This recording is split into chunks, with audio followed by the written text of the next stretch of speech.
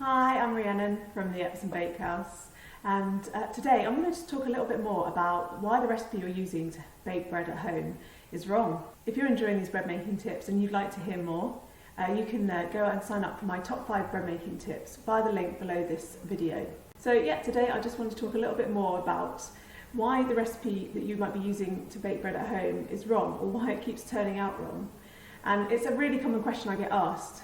How come I follow the recipe to the letter and my bread still turned out like a pancake, or flat, or dry, or it didn't bake inside? What exactly has happened there? Well, it might be that you didn't do anything wrong, but there's a couple of things to bear in mind when you're following a recipe that you might need to just take into account of when you're baking bread in your own home kitchen. So one thing to say about a recipe is that it's just how that bread turned out and how that bread baked the best when the person who wrote that recipe did it in their home kitchen, or whichever kitchen they developed that recipe in. That's not to say it won't work for you, but you've just got to bear in mind that their kitchen will have been at a different temperature to yours. You've got to bear in mind that they might have just used slightly more or slightly less flour. Perhaps they had experience with this type of bread and they knew, they made it slightly drier and they added a bit more water in, but they forgot to write that down in the recipe, or they didn't quite reflect that in the recipe. So as you're baking bread, you might just take account of those little differences. But you might not realise that when you're baking along exactly to the recipe. For example, I bake a lot of bread now with my online classes, and as I'm baking along I might say to people, well, you can pop this dough in the fridge if you want, and I might do just that. I might run out of time and pop my dough into the fridge, leave it overnight and get it out again the next morning. But then I might get distracted, and so it sits out on the side for an hour and then I start shaping it. But actually it's come to room temperature in that time, so then I can leave it to rise for only an hour or so, whereas if I just shaped it straight out of the fridge it would have been cold. And if you're using a yeasted dough, the yeast works more slowly in cold temperatures, so the dough will rise more slowly, and I'll have to leave it to rise longer before I put it in the oven. If I started writing down all of these little variables, my recipe would end up being pages long. I'd be writing a whole book for one recipe. So when you're reading a recipe and you think, how's that going to turn out for me? There's just kind of 3 key things to bear in mind. First off, temperature. So I've just said there that yeast will work more slowly when it's cold. And the opposite is also true. As you warm up the process, the yeast will work more quickly to produce gas and rise your dough up to about 37 degrees.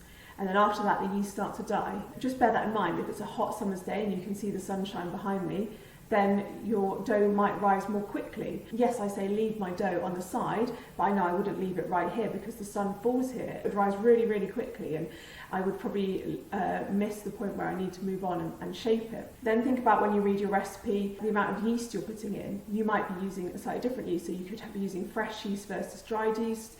But also, if you just reduce the amount of yeast overall, your bread will rise more slowly. And also, if your recipe says things like 1 teaspoon of yeast rather than an exact weight, then you might be putting in slightly more or slightly less depending on the size of your teaspoon measurement. The same goes for any kind of flour and the water you put in. You might just put slightly more or slightly less, and that won't be something you've done wrong specifically, but you might just be using a different set of scales, or you might convert between ounces and grams, and it's just slightly different amounts.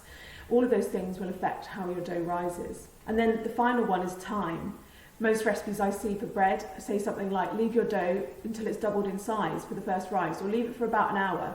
But that hour is assuming that your kitchen is at roughly 20 degrees centigrade, all your ingredients at a rough ambient room temperature. You didn't use cold water.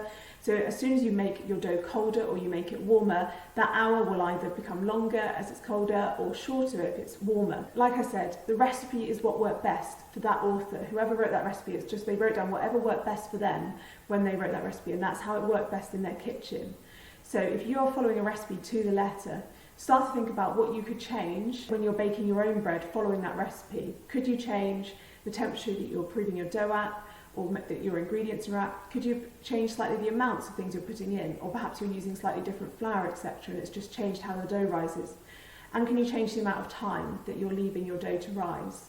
They're all things to bear in mind when you're reading through a recipe. I hope that helps get you start thinking about reading recipes and perhaps being a little bit more critical in how it can work for you at home. If you've got any questions, you can send me a message or leave a comment under this video, and I'll be sure to get back to you. And if you've enjoyed this bread making tip, give me a like and subscribe to the channel if you're on YouTube, or you can sign up for more top bread making tips by going to the link below this video for signing up for my top 5 bread making tips. I'm sure we'll be back chatting more great bread baking soon. Thanks and bye for now.